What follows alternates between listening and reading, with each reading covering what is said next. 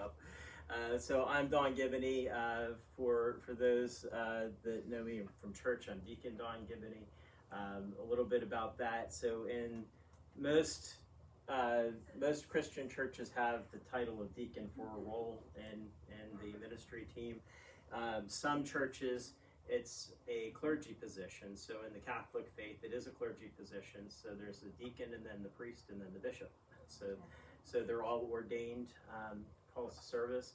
The big difference for me is I've already referenced my wife Cindy, who will be joining us here shortly. But because I'm married, I cap out at deacon. So I can't promote further up the ranks. And in the Catholic Church, but in other churches, they do have deacons that are married. They have priests that are married. Episcopal, we'll be talking about St. John's. So it is. Some have similar, and then in some deacons, it's just like almost everybody can be a deacon. But I had to study for 5 years and do a comprehensive exam and a lot of fun things there. But with the deacons too, the other thing is if I were Father Don Gibboney, not only would I not be married, but the bishop would say, we're moving you to Renovo, or we're moving you here. They typically don't do that to us because we are married. So with Cindy, and us and our ties to the community, I'm assigned here at Holy Trinity. Now we have another deacon in town, Deacon John Roth, who's also a doctor, a medical doctor, and he's assigned to St. Catherine's in Mount Union. So that's my tie in there, and this is actually my 10th year of ordination, was May 14th, or May 16th. Congratulations. So, thank you. And I've been serving here in Huntingdon the whole time, which is where we attend. So one of the reasons why when we settled on a topic and we came to this one, I've been involved with the Forum of Churches. I've been able to preach at the crosswalk that we do on Good Friday, where we go from church to church and we cover the churches kind of in this downtown area. And we have a lot of history here. We have a lot of heritage here.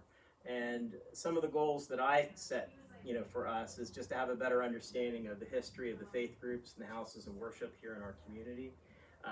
You're going to see as we go through, it was kind of fascinating for me because there's a lot of things that all of the churches have in common.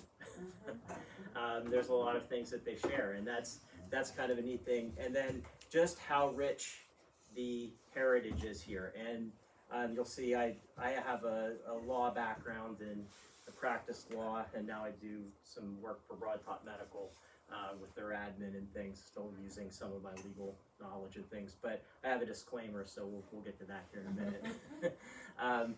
But I also want to see, sometimes we can look at our community like Huntingdon, and see ourselves as kind of like our own little thing. But really, you're going to see how all of what happened here is tied to what happened out there. So to world history, to U.S. history. How does this community grow? Why does it grow, in some of the ways that it does? And then just have an understanding of some of those differences that we have in the common history that we share, and to find that common ground so that we can all work together for the good of our community. Whether we have one faith, more than one faith in our family, or no faith. So this is my legal disclaimer. So I am not an expert on local history. Or on most of these specific faith traditions. And in full disclosure, my faith traditions growing up, I was Presbyterian, and for the last 19 years, Roman Catholic. So I will not be biased towards either one of those, and if I am, somebody can come up here and slap me, and you can say, Dawn, do you need to calm down? But so this is just to look, in general. But I want to help us to understand and hopefully hit the goals that we previously discussed, and to cover the diverse religious groups that are in our community, enrich each of us with their traditions. But I encourage everybody to take this as this is your basic 101 course, and then take this and go deeper. There she is. By the way, photo cred, all of the photos here, except for 3, were taken by Cindy. Debbie Koch, who helped get me here, was a big help in doing some of the legwork and research that helped me out to try to put together a presentation. One of the biggest sources, especially for some of the early histories, was J. Simpson Africa's history of Huntingdon and Blair counties. There's some golden nuggets in here that I know you're going to find really entertaining when we get to some of the things that are there. Several of the churches have information on their Facebook or web pages, which were also helpful. And then just various websites and information from Juniata College, the diocese. We're going to talk about Father Demetrius Gallitzin, Prince Gallitzin, if you will. And they have some information on him. And then there is the synagogue community had a lot of nice information on their heritage and history here as well. So I told you I wanted to connect Huntingdon to the broader overview, because sometimes we think, oh, we're in Little Huntingdon. Okay, we are, but the things that happen here tie into everything that happens everywhere else. So the predominant religion here, if you go around town, is Christianity. And I taught a course for the diocese that was 10 weeks on church history, 10 weeks of 2-hour sessions each week. So when I tell you I'm giving you a brief overview, this is a brief overview. So if you look at the growth of Christianity as a religion, from about 33 to 1054, and then you have a relatively growth and quiet period, and then a split between, this is overly simplistic, East and West in around 1054, the Great Schism, if you will, between the Eastern Church and the Western Church. Then another kind of 500 years of calm, and then the Protestant Reformation in 1517, followed by and that starts in Germany with Martin Luther, and then joined by Calvin, Zwingli, and others. And then we had the English Reformation in 1534, started by King Henry VIII, where the English church splits from the Catholic Church, and the King of England declares, this is how we are going to reform the church in England. Then the Catholic Church does what is sometimes called the Counter-Reformation. Catholics will tell you that is the Council of Trent, that happens in 3 sessions around 1545, but it's over a long period of time because it's in 3 sessions, and it's kind of a reform within the church and an answer to some of the questions and things that the Protestant reformers had brought. And unfortunately, we don't always hear about this, but it was a very turbulent time then, because it wasn't just like today, like, do you want to be Lutheran or do you want to be Presbyterian? Maybe we'll become Catholic, we feel wild, right? No, you would actually have civil wars, and you would have, fighting between princes and regions and areas over these different issues, tied to religion, tied to politics, tied to all kinds of things. You would sometimes have the Catholic kings of France backing the Protestants in Germany because they didn't want the Germans to have power. So it was a really turbulent time, and I think we don't think about that. And I wanted to point this out, and then they reach a peace, the Peace of Westphalia, but they come up with these things where, like, in Germany, the solution was, if the prince in your area is Lutheran, everybody is Lutheran. If the prince in your area is Catholic, everybody is Catholic. And in England, everybody was Anglican. So you didn't have a lot of freedom to move about and to go to different things. And we don't think about that too much because of the freedom that we do have to be able to choose and to look and to say, hey, this is what I believe. But that's where people like William Penn become important figures, especially for us when we're looking at Huntingdon, because Penn's a Quaker, and Quakers were a minority religion, and they weren't treated very nicely. And they wanted somewhere to come where they could worship freely. And Penn said, not just for us, I'm not just going to make a Quaker state, despite all the nicknames, but it will be open and free to anyone who wants to come. Now, if you think about this, all these 1500 dates sound like ancient to us, but we're going to talk about people starting to settle here in the 1700s. We're on our 250th anniversary. We're closer to 1776, or we're further from 1776 than they were from these events. So this was recent history for them.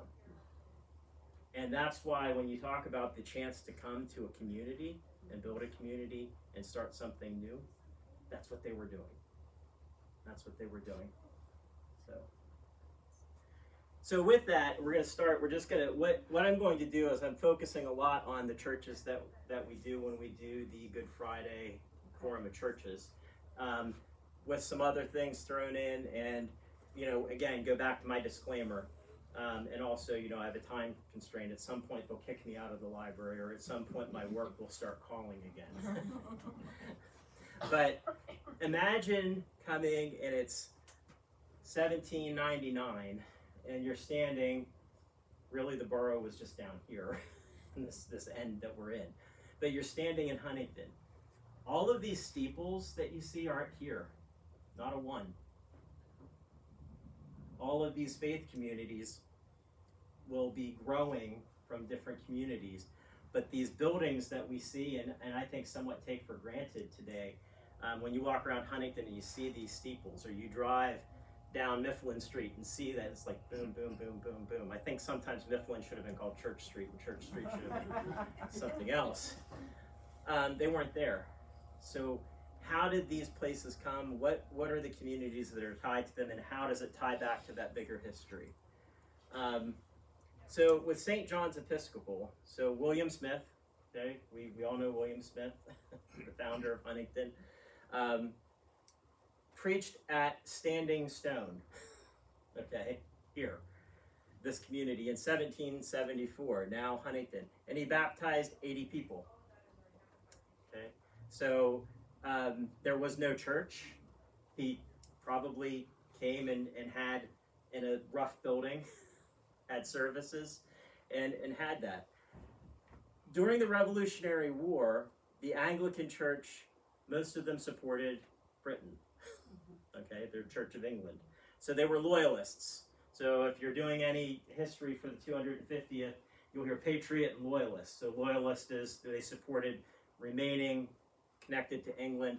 Patriot, they wanted to separate. So most were loyalists. So after the Revolution, they renamed the church from Anglican, which kind of has these connotations to England or Church of England, to the Protestant Episcopal Church in the USA. We want to be patriot. So we want to show that we're supporting the patriot cause, because we don't want to lose members who may be, have a different political leaning than what we have. So they renamed it. In the 1770s, worship was in individual homes, but the Episcopal Church, the Lutheran congregation, and the Presbyterian congregation will all join together in the early 1800s. And we'll get into a little bit more with this.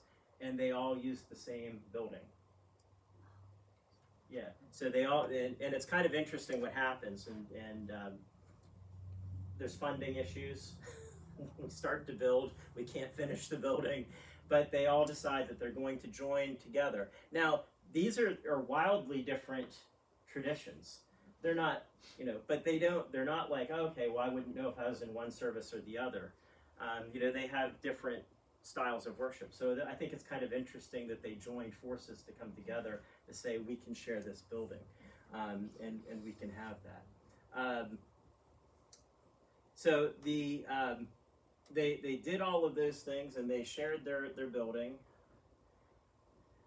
And then Christ Church in Philadelphia offered to send their rector, John Waller James, to come to Huntingdon. He came here, but wasn't here very long until he died. He was only like 35 in 1836. So they didn't have a steady pastor here. That's the faith community's still here.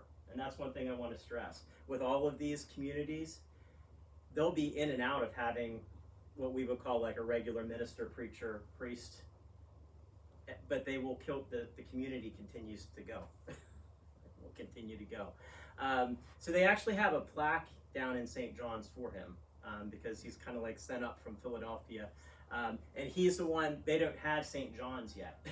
Okay, but this is what inspires them to build a house of worship here. So in 1843, they acquire a plot of land, 30 by 100, and the congregation was incorporated and consecrated October 23rd, 1845, and then they had a major remodeling, refurbishing in 2002. So this is another common theme that you're going to see. Most of these churches in some form or close to the form that we see them today, mid-1800s. So you're going to notice, I'm just going to, spoiler alert, you're going to see that we're going to start and have a congregation before we have a building. We're going to continue a congregation whether or not we have a regular preacher, and then we're going to get more permanent buildings with a renovation that will come, then late 20th century, early 21st century. So you may or may not know this, but the Methodist Church is actually connected to the Episcopal Church. So they're Methodist Episcopal, and if you go to the Methodist Church up here, you'll see that it'll say Methodist Episcopal on the side. So the first Methodist preacher in Huntingdon was in 1789, Leslie Matthews, and he was a former Catholic priest. So just looking at some of my parishioners, don't be scandalized by that. He converted to become a Methodist and preached here. The first services were in Becky Tanner's house. So what do we see again? House churches. And if you know, we will go back to my church history. I got to put a plug in. That's how Christianity started too. They worshipped in people's homes before they built the big churches that we know today. So they had church services there, and that was between 3rd and 4th Streets here on Penn Street. So just kind of up this way a little bit, so in the vicinity of where we're at. They formed a society, from what I understand of the Methodist faith in this time. A society is kind of what I would call a congregation or a parish. They formed a society in 1797 and had meetings in a warehouse on the banks of the Juniata River at the end of 5th Street. So their first services were in the warehouse. In 1802, they erected their first church building, which was a log building on the corner of 5th and Mifflin Streets. So that's kind of up in the area where the church is now, where the Methodist Church is. And this is another common thing. Most of the first church buildings will be log structures. So think like a log cabin church. Isaac Robbins, Joseph Stone became the first ministers. In 1828, they enlarged their building. 1856, they took it down entirely and built a brick building on the site, and it was valued at $15,000. Okay. Yeah. So in that day, that was a ransom. Today, we'd be glad to build a church building for $15,000. I don't know that we could get the air conditioner fixed for $15,000. So this is kind of interesting. 15th Street Methodist Church. So if you drive up Moore Street, okay, there's a Methodist church on that end. That area was originally called West Huntingdon. Okay. So the western part of Huntingdon. So I wish that would have stuck, because I live up that way. And I'd like to tell people we're from West Huntingdon. It just sounds nice. But there were enough Methodists in the area that they wanted to accommodate the people who lived in the western part of the borough. And I had to think about that, and I'm like, yes, that is the western part of the borough. You don't think about it because of the way our streets kind of twist and turn and go, but that's west. So it's built at the corner of 15th and Moore, and that's where that is today. Originally, it was a wooden structure with seating for 300 people and up to 400 if they opened up the folding doors. So if you had a big turnout, you could open up the folding doors and get more people in. The building was valued at $2,500. So pretty basic. And then services were initially done by the Methodist clergy from the church up here at 5th and Mifflin, but they formed their own society. So it was Reverends McMurray and J.R. Akers. And in 1877, it became its own congregation, and Akers was appointed the first pastor. So I take it that they were the pastor and associate pastor, and then became the pastor of the 15th Street. And again, photo credit for all this to Cindy. I don't know why it looks like a leaning tower. I know. Didn't take the photo. Must have been a drive-by. Yeah. One of the things that will become apparent if you read histories of these churches, especially in a source that's trying to cover all of them, like the history that Africa put together, the dominant religions here at the time, like today, you'd look at it and you'd say, okay, we may have the Methodists, we may have the Presbyterians, pages and pages and pages. When we get to the Church of the Brethren, pages of things there. and the Baptists. Okay, so those would have been the predominant people who were coming. But the Presbyterian Church, a large percentage of the early settlers in Huntingdon and Huntingdon County were Presbyterian. So a lot of them were Scots-Irish. That's my ancestry, so yay to the Scots-Irish. And a lot of the Scots-Irish were Presbyterians that came. So they came from basically Northern Ireland and came over. But this was a missionary. So this was a missionary area. And this really applies to all of these churches as they start. Huntingdon was the frontier. You know, when you talk about during the Revolution and things like that, this was, we think it's small and out of the way now. It was the Wild West at one point. So you had to have missionaries who came in to supply. So 1787, Reverend John Johnston, the pastor of Hartslog. So my in-laws are from Alexandria. If anybody else is from Alexandria, Hartslog is Alexandria. So he comes up from the Hartslog congregation. He had been the reverend for Shavers Creek, which dissolved then in 1789, and took his call for the congregation in Huntingdon for half his service, half his time. So his call was half in Huntingdon and then half with Hartslog. And, you know, that ridge isn't bad today, but I can't imagine what that was like in the 1700s trying to do that ridge to serve both congregations. He earned his money, whatever they paid him. Services initially were held in the courthouse. So again, now not our courthouse as it is, but the courthouse of the day. And that's another common thing that you're going to see as the courthouse is opened up to these different groups for a place of worship until they get their building. So yeah, so that's one of the things that's there. So he purchased land on the corner of Penn and 2nd Street and lived there in the rectory. So they didn't have a church, they're just worshiping in the courthouse, but they had a rectory. And then in 1806, the Lutherans were the first to try to attempt to build the building at the corner of Church and 4th Streets, but they ran short on funds twice.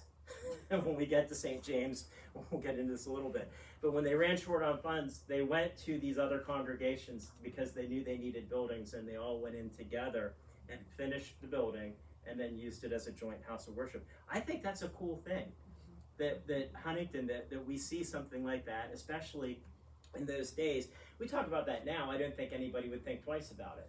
You know, oh, you know, hey, they need to have worship held. We're going to let them use our space. That's a big deal 200 years ago. You know, but we see that's happened. So they do that in 1817. They have a building erected that is shared by all three congregations, but it ends up being sold because they all were heavily in debt. So in 1826, they have to sell it, and then they used, the building is used as a religious school until 1844, and then it's torn down. I wish it would have stayed. It would have been neat as part of our heritage to still have that joint congregation house. By the way, if anybody has any comments or questions, just flag me down. Otherwise, I tend to just keep rolling. So the 1830, a brick church was erected on 4th and Mifflin Streets. And notice, this still isn't where it's at today. So they're hopping. This is another thing that you're going to see. We're going to go kind of different locations downtown here in Huntingdon. It contained 56 pews in 4 rows with pew rent of $5 per year if you were closer to the pulpit, and $10 per year to sit in the back. Yeah, you paid more to sit in the back. Now, I grew up in the Presbyterian Church in McAlevy's Fort, and I can tell you those back seats, if you didn't get there early, you did not get a back seat. And Catholics really aren't any different. No. But that did crack me up. That must have, already it was a thing. You paid more to have a back seat.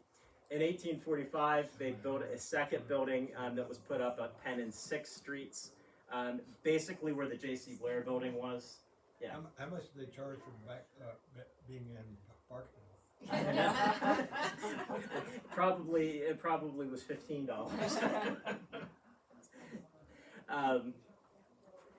So it was down where the Blair building used to be. The main worship space there had 66 pews, and the pew rent ranged from $6 to $20. as described in Africa's history. But he said the church was a beautiful design, convenient and comfortable house of worship. And again, this still isn't where they're going to end up.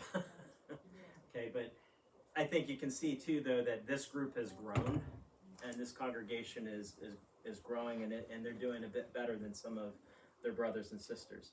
So they grow so large that they need a new church, and they had purchased a lot in 1870 at 5th and Mifflin. We're finally to where we're going to be. Okay, so this is where it's at now. So it's where the current building is constructed. So I thought this was interesting. The bell tower, the clock tower. So we're in a historical year here, the 250th of the United States. They added the bell. It weighed 1,230 pounds. Rung for the first time at 4 a.m. Yes, you were reading that right. 4 a.m. July 4th, 1872.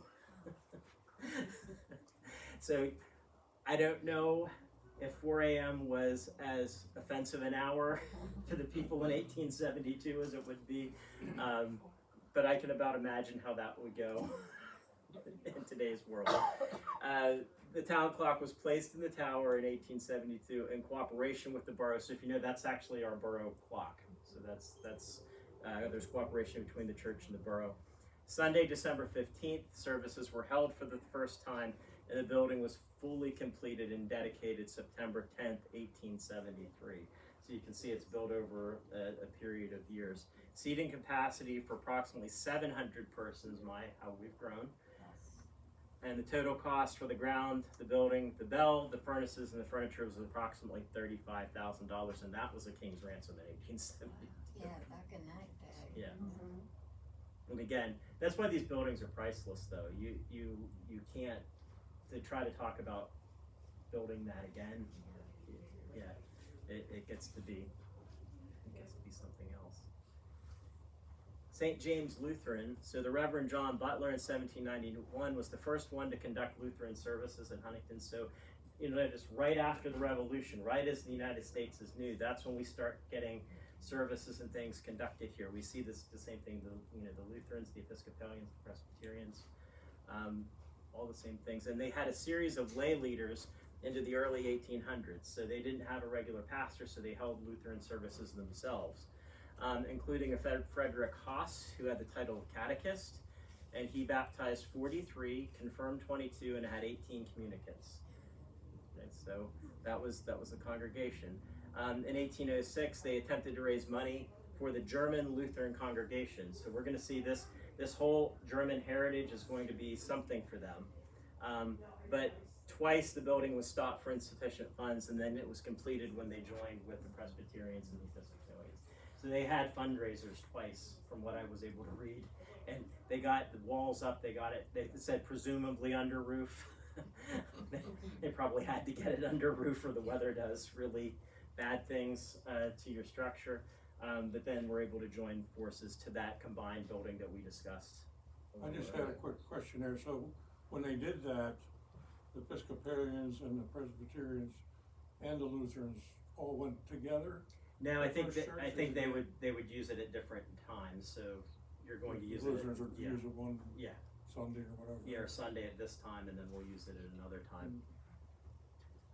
Because they have different ways that they're going to identities. Yeah. So they have a period where the church, the congregation kind of goes dormant. It doesn't go away, but it just, there's not much that's there for about 20 years, from the 1820s to 1840s. But it remains small because they insisted on using German in their worship. So you can imagine, if you don't know German, that's going to be a hindrance to say, you know what, maybe I'll go down the street to be able to do that. I thought that was kind of interesting. For fun, I started learning German about a year ago. But I don't think I would want to try to worship in German. Nothing against German, I just don't know enough of it. So they did have some missionaries then who came back to the area into the 1850s. So remember, we talked about those early missionaries, but the Lutherans continue to have missionaries come in. Because remember, even those early services were led by laity. And the missionaries will come in, and then they worship at the Baptist church and then the courthouse. So again, we see this kind of this Huntington, I'll call it the Huntington tradition, and you know, the early form of churches of another faith group will welcome one in when they need somewhere to worship. So as they grow, and then again, the courthouse being used as a place to hold your services. So in 1854, they built a church at 6th and Mifflin, so about where St. James is. And then it was rebuilt in 1876. So they had a brownstone church that most of us here would remember that was there from 1911 until 2004. And then remember they had a tragic fire that burnt the church, and it was not able to be repaired. And then the building that is there now. Is there any photographs of that? I don't have any that I had, but I actually have memory of it, and remember. And I think Cindy, you were working. I was working across the street when it happened. Yeah. Yeah, I remember. Yeah. I have some pictures of this.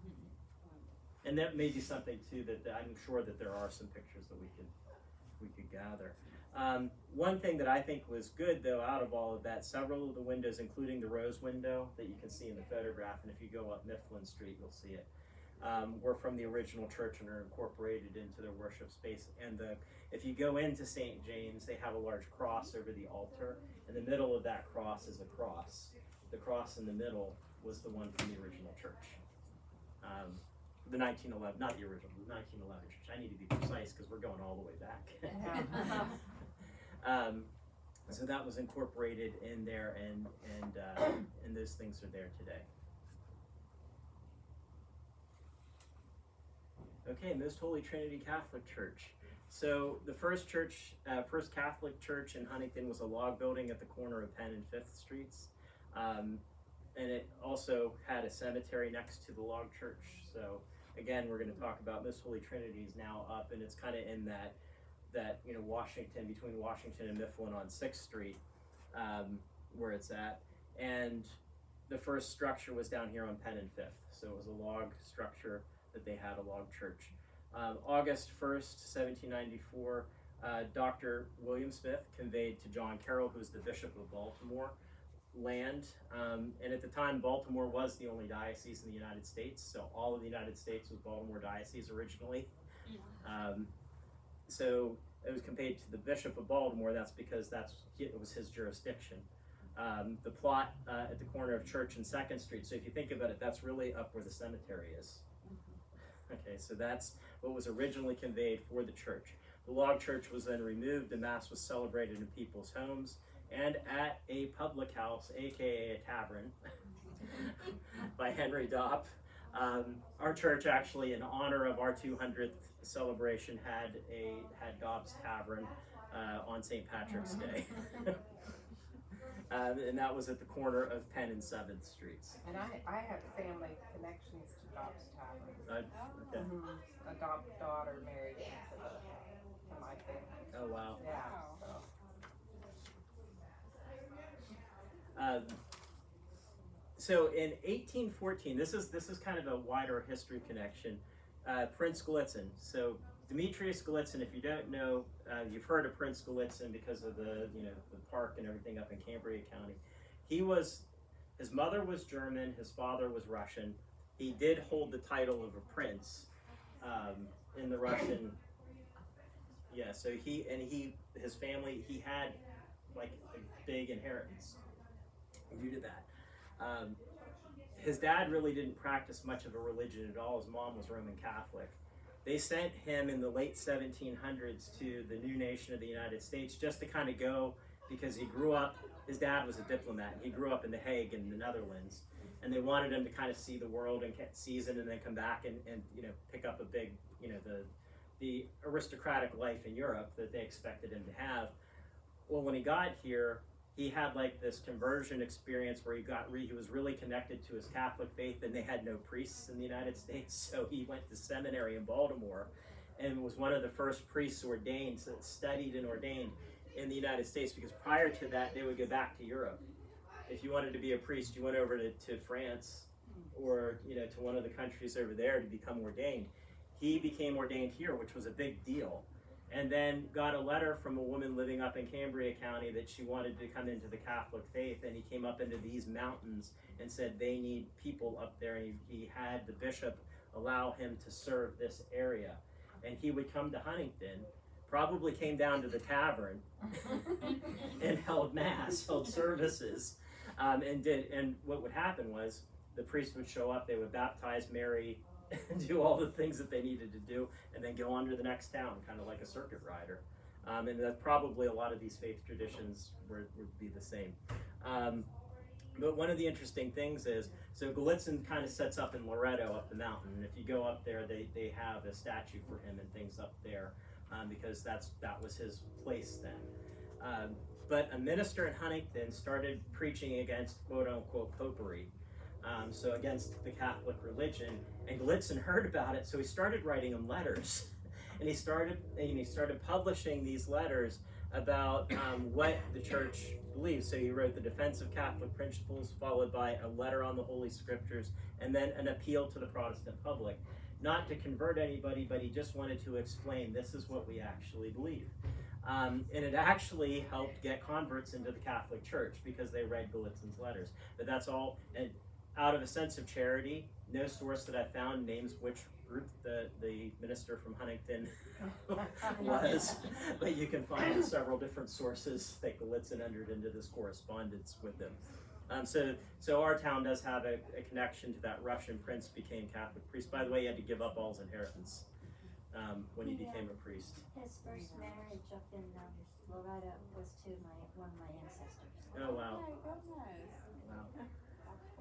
So the parish formed in 1826, so this is our 200th anniversary. We're actually going to celebrate it at Detweiler Field here on May 31st, and that's open to the town. So anybody that wants to come down, we're going to have food trucks and different things and celebrate that. But like most of these places, the parish didn't mean that the building was built yet. So the parish exists, but they don't have the building. The building will be erected in 1828 and then dedicated July 4th, 1830. So just out of a coincidence, we were moving some things around, and we found the worship aid from Holy Trinity for the rededication that happened in 1995, and you can see the original dedication was July 4th, 1830. So one of the things that was kind of unique at Holy Trinity as that congregation grew, so if you go down there, the front part of the church that looks like this that comes down onto Washington Street, that's the old church. Okay, if you walk into there, that's the gathering space in these days. Then the worship space is, straight through and kind of to your right. As that congregation grew, they expanded out. So at the time, most Catholic churches, you walked in, the altar would be facing to the east, and then you would be, it would be against like a wall. It would be like a high altar. Well, because they expanded, they actually went behind the altar. So for a time, Huntingdon was unique among Catholic churches because the altar was in the center, so the priest had his back to one part of the congregation and his face to the other part of the congregation. And that went on for quite some time, which again was unusual. But they did renovations again then in the mid-90s, and I didn't put it on here, but Mass was actually held at the Huntingdon Area Middle School in the large group room. So you can see everything old is new again. It would have been great if they would have had it in the courthouse, because I was sitting here and they had services in the courthouse. But we used a community building then to have worship well, because it really completely changed the dynamic of the church. And you can see then the rededication with Bishop Adamak happened during Lent of 1995. And Ben and Sandy, do you have anything to, because I wasn't connected at that point. No, I mean, I know when we had the two sides, people either sat, one was old side, one was new side, and if you sat in the new side, you did not sit in the old side. So it was almost like having two separate groups there. So this whole process really was needed. Yeah. Yeah. And again, a lot of the windows from the old church are incorporated into the building, as it's there. The First Baptist Church. So again, we have missionaries. I thought this was interesting. So the place that they initially focused on was Mill Creek and McConnellstown.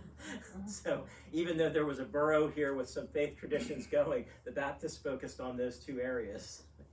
And then the congregation was formed on August 30th, 1842 at the house of Reverend William Jones. So they would come in and just kind of have like missionary services and things that were here until the mid 1800s. Initially, it was at the old courthouse building on 3rd Street below Penn Street. So again, we see, that using of public building. Moved to a log building. So we see a lot of common history here. And then the former United Presbyterian Church on Mifflin Street, and then to the town hall in the upper part of the courthouse. So the congregation's moving around as it grows, but they're going to build the building. So they built a brick building at 7th and Washington Streets that cost $3,500. So if you think about it, this is not where they're at right now. 7th and Washington is down closer to that corner where the store and the theater and things are today.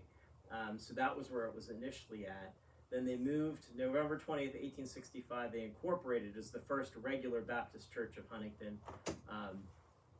I just have an odd sense of humor. I would have wanted to join the irregular Baptists. But I think I know why they did that, but we'll get to that when we get to the Brethren. So the first regular Baptist church, and then they attempted to expand at that site at 7th and Washington, but that was not successful, so that's why they moved to 6th and Mifflin. So they moved up to where the church is now. And then September 16th, 1876, they laid the cornerstone, and they had services. So they don't have a building, but they have the cornerstone laid. And they had the Methodist, German Reformed, and Presbyterian ministers come as part of that service. So somebody was asking about joint worship before. This would have been.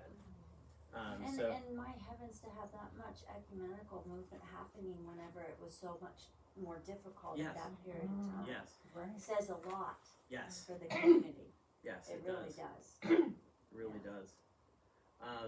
The lecture room opened for public worship March 7th, 1880. The cost of the building was $16,000. The Abbey Reformed United Church of Christ, so there's no exact date for when their congregation reformed, but there were Reformed ministers preaching in 1806, so we do know that. Which probably tells us from what we know about all of the other congregations that late 1700s they had a congregation forming and maybe some missionary activity, and then they get some preaching by the early 1800s. The church, so this is rare. They're going to build where they're at now. Almost unique to Huntingdon, so maybe if you know anybody from the Abbey, you can tell them that. Hey, you stayed put. So at 5th and Mifflin Streets in 1815. No records from 1829 to 1845, but then they reorganized the congregation under the Reverend George Willard. There are 30 members in the congregation at that time. So again, it doesn't go away. It kind of stays along, supported by the members, and then 30 members reorganized. The Reverend Samuel Reed, which I found that funny because the Catholic priest here now is Mark Reed, spelled the same way. I don't think they're related. He's from Massachusetts. I should ask him. Maybe they are.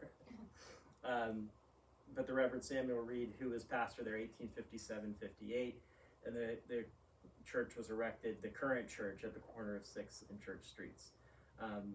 My 1872 remodeling was done at a cost of $400. I would like to know exactly what $400 bought. Probably a lot more than what $400 would buy today. Yeah, really. The church had grown to 171 members, so that's pretty good growth over about 20 years. To go, really to more than quadruple in size. And they added a Sabbath school, Sunday school that was run by their deacon, Deacon Alexander Campbell. So plug in for the deacons. And the Sabbath school had 90 to 100 attending classes. Again, when you think about going from mission outpost to these things in that period of time, it's pretty incredible. Yeah. So one of the things that really strikes you if you look, not just at the churches that are there, but that we have such a diversity and richness in the traditions that have called Huntingdon home. There was an African Methodist Episcopal, or AME, church In 1849, the community formed. They worshipped in a log building at the southern end of Church Street. Now, I would have loved to have found this, but the directions are just like literally along Church Street. So I thought of making Cindy take a picture of every house on Church Street. But, again, just thinking of, 1849, we're pre-Civil War. We don't have civil rights, but we have, an African-American congregation in Huntingdon. And again, we don't think of Huntingdon being like the trendsetter place, but isn't that neat that we have that tie and that diversity? The synagogue, when I'd lived in Huntingdon for a long time and didn't realize we had the synagogue in the Jewish community here. But I've been blessed to be able, they invited our church over to share a Seder meal with them. Which was very enriching. So is that still an active congregation? I don't think it's active now. They kind of joined with they have their website. Look them up on their website. They have an awesome history on their website.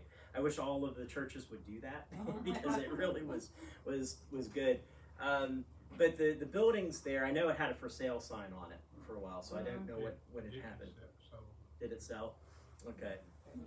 But they formed in 1920, and again, look, they initially worshipped in a storeroom on Penn Street, and then a grocery store, and then at 9th and Moore Streets, and then they built the building in 1930, and it was completed in 1934. They had a resident rabbi in the 1930s and 40s, but mostly services conducted by lay leaders. So again, look, even when we go to a non-Christian tradition, they're doing the same thing that the other churches did. We're going to worship in a public space and different spaces and then build the building that's there. And for a while, this is no longer, I do know this sold, but there's a chapel that's down here at the end of Penn Street in the park, was used by the Orthodox as an Orthodox congregation here in town. Now I typically associate Orthodox with Mount Union, because when you drive into Mount Union, the Orthodox church is right there.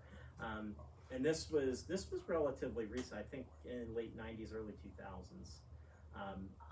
They were there as well. So again, just looking at the... It was after the flood. Okay. That they refurbished that chapel. Yeah. And then they moved in there to use that. Okay. Because it was originally built as a chapel for the children down on Stone Creek. That's For Sunday school. Oh, good. Yeah.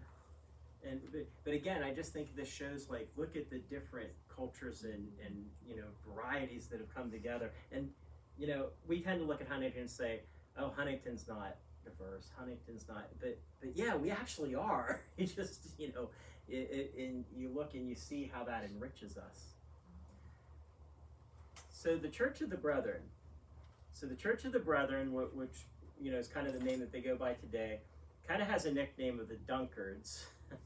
And that's because they believed that you needed to be fully immersed to be baptized. In other words, taken all the way under the water and dunked. And then brought back up. But they're really the Baptists from Germany. And this is going to take me back to my speculation on the regular Baptist church. I think because there was a German Baptist congregation. And I think the regular Baptists were the English Baptists and the Brethren were the German Baptists. So the Church of the Brethren, what separates them from the other Baptists was they believed that baptism had to be done by full immersion, and that you had to do it 3 times. So in other words, you had to get dunked 3 times for Father, Son, and Holy Spirit. I was. Yeah. I was. They still do it that way.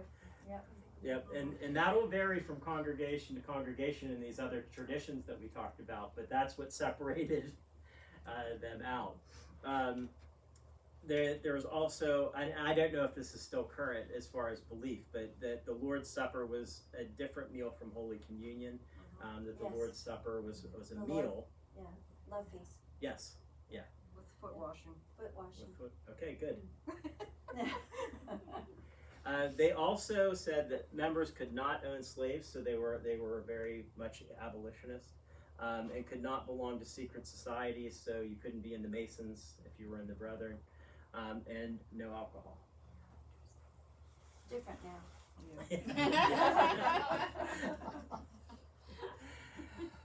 So the Brethren came to Pennsylvania. They first settled in Germantown, PA. Surprise, surprise.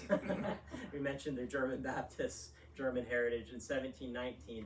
And they came to the Huntingdon area about 1775, so about the time of the Revolution. It was organized in Huntingdon in 1878 from the members of the James Creek congregation. And if you go down 26, you can see some of the old Brethren. There's, the old churches and things that are there. Broombaugh is a prominent name. If you know anything about the college, and we'll get to the college here in a minute. But the earliest members were Dr. A.B., so he's a medical doctor, Dr. A.B. Broombaugh and his wife.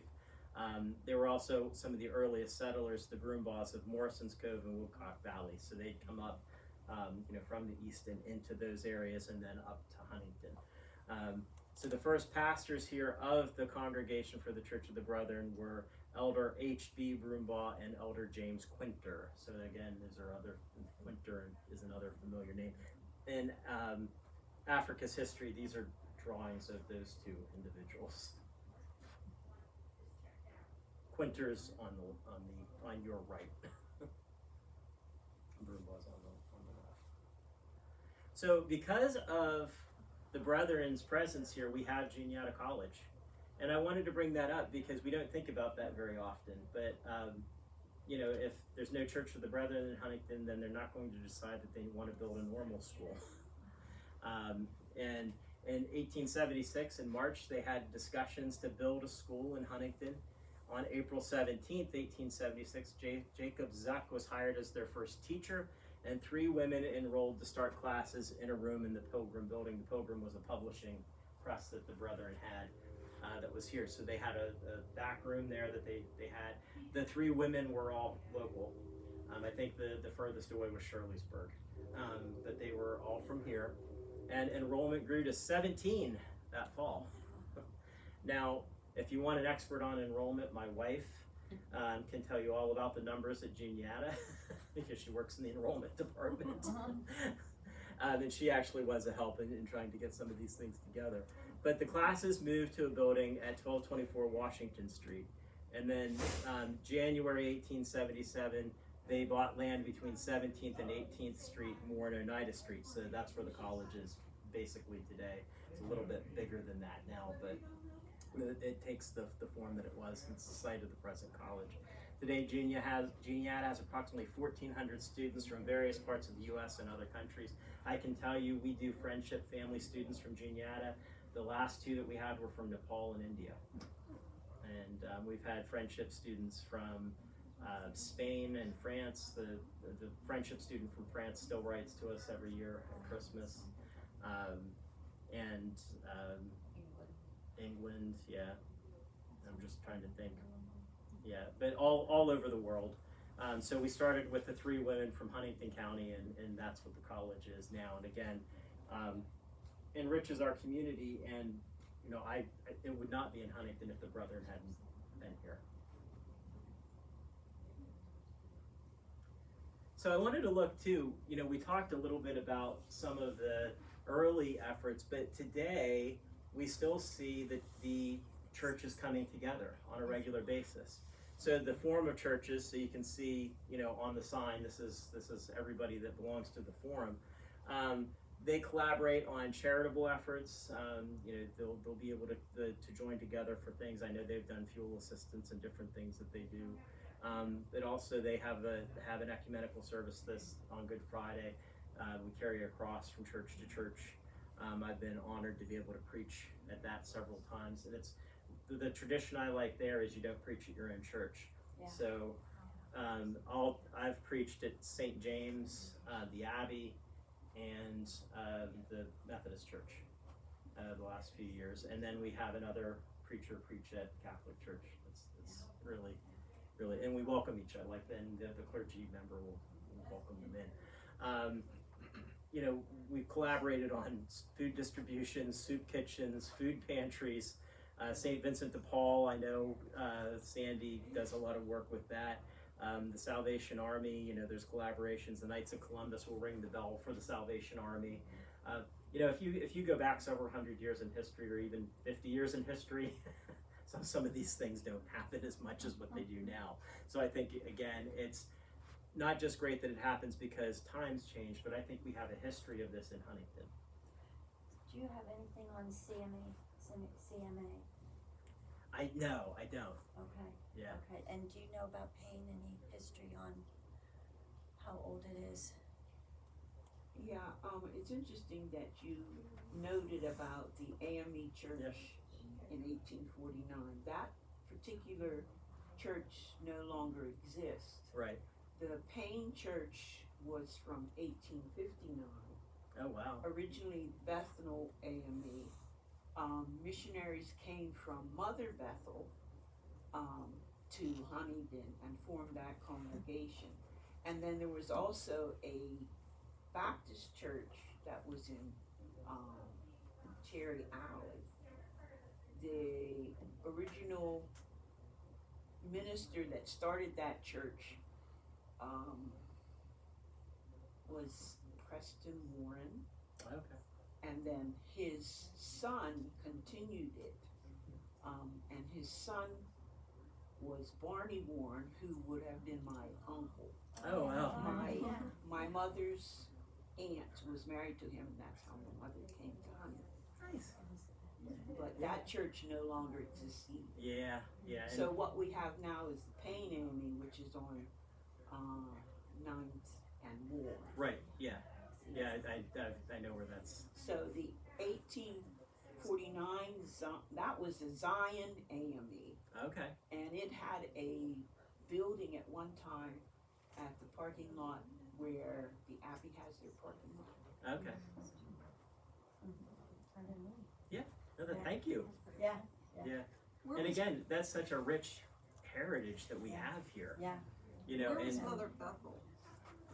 Where was Mother Bethel? Mother Bethel, that from Philadelphia. Okay. and again, I think that's kind of neat because look at when we talked about St. John's, Philadelphia sent the rector here. Yeah. Yeah, they sent missionaries Yeah. here. Mhm. And that's how Payne got their name, because Yeah. it was named after the first bishop.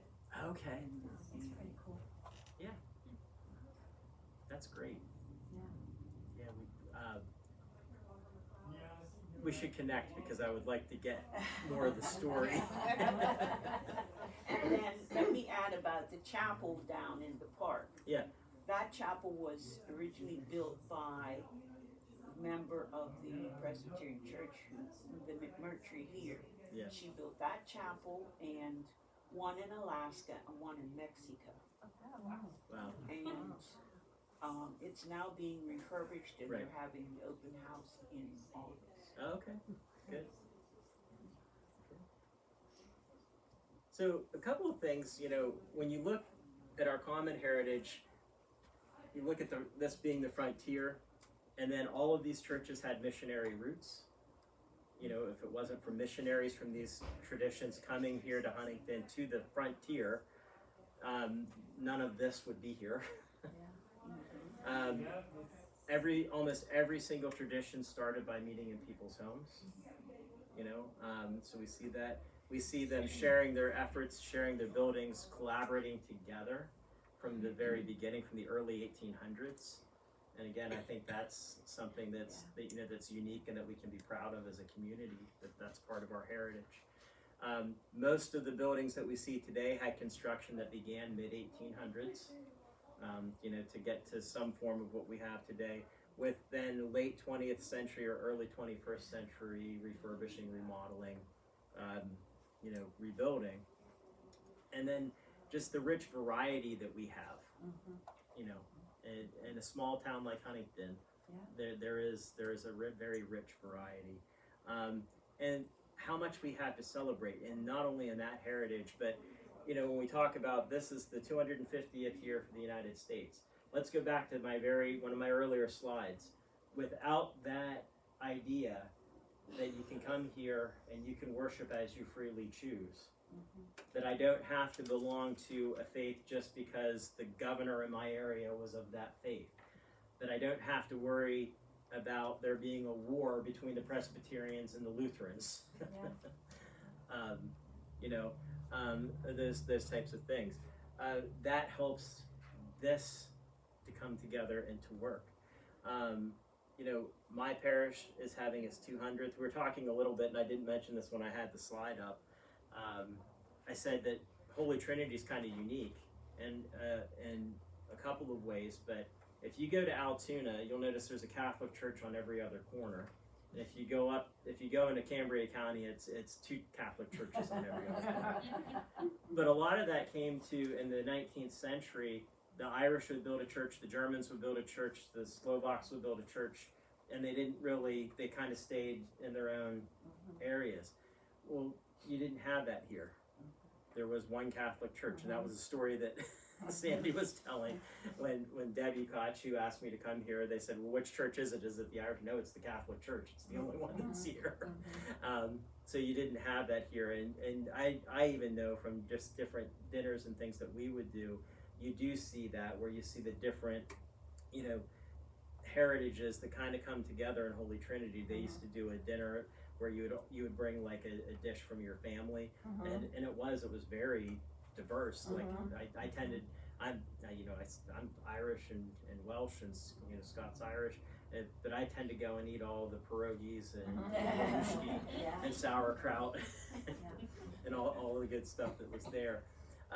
So, you know, you do see that we're celebrating that 200th again. I invite the community to come down to Detweiler Field May 31st to do that with us, and then just 150 years also this year for the college. So Juniata has incorporated that into their logo, and again, without that brethren tradition, we don't have 150 years of Juniata and higher education here at Huntingdon. So that's what I have, and I stayed right to about an hour, so I'm proud of myself. I don't know if that's going to happen when I start putting slides together. Thank you so much. Yeah. It was so Thank you. interesting. Very Yeah. interesting.